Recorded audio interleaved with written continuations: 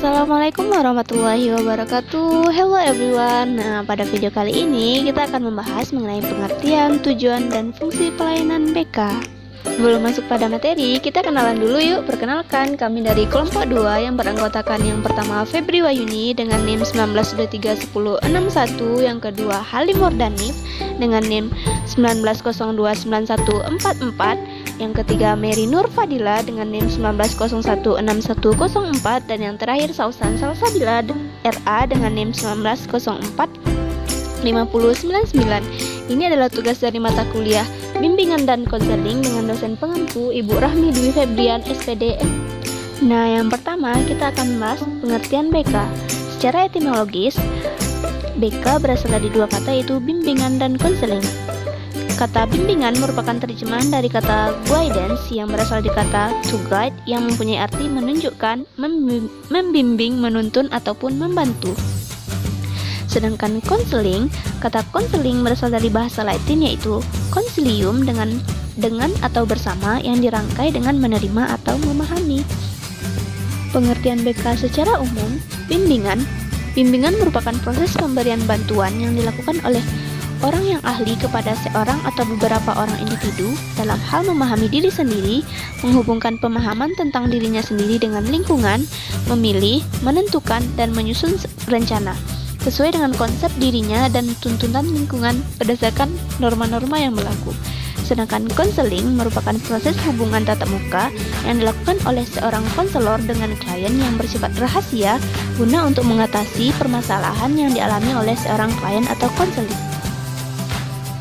Jadi, bimbingan konseling artinya upaya pemberian bantuan yang dilakukan oleh seorang konselor kepada anak didik agar dapat memahami dirinya sehingga sanggup mengarahkan diri dan bertindak dengan baik sesuai dengan perkembangan jiwa.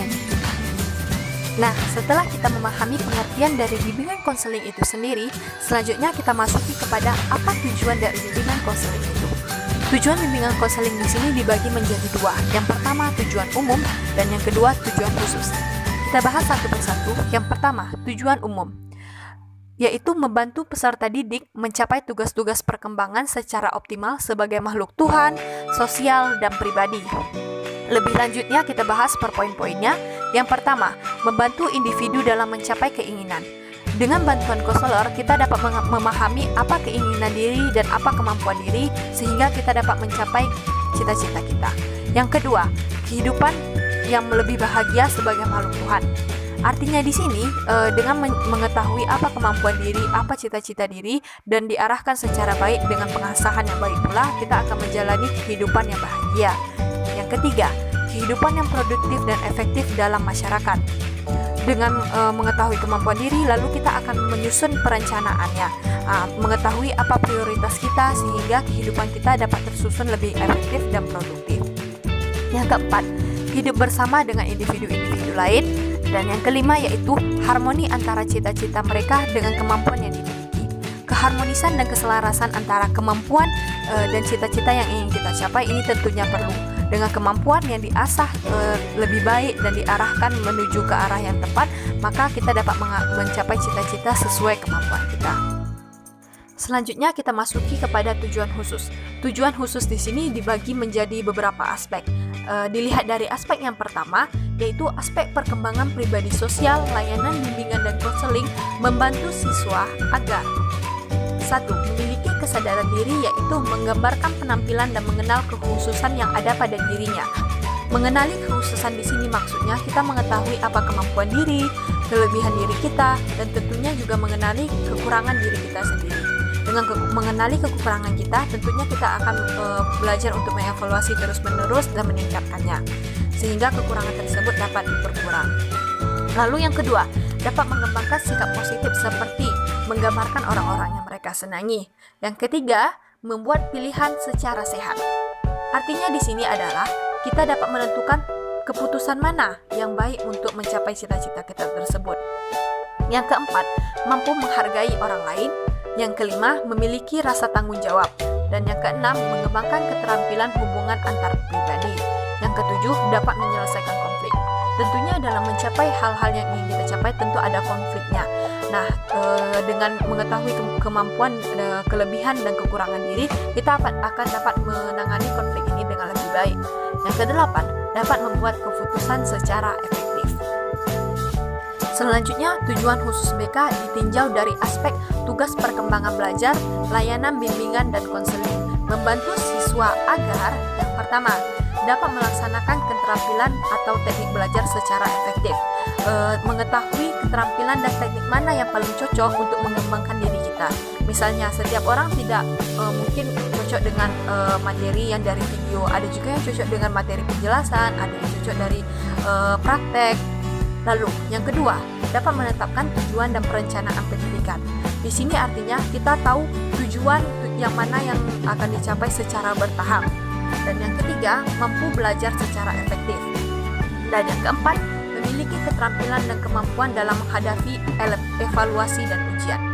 Setiap kita untuk mencapai sesuatu, baik itu di ranah pendidikan, di ranah kegiatan sehari-hari, tentunya ada evaluasi dan ujian. Evaluasi dan ujian ini dapat kita lakukan jika kita melakukan perencanaan sebelumnya dengan matang. Dengan perencanaan itu, kita dapat menjalani ujian dengan baik. Baiklah, selanjutnya kita akan membahas tujuan dari BK.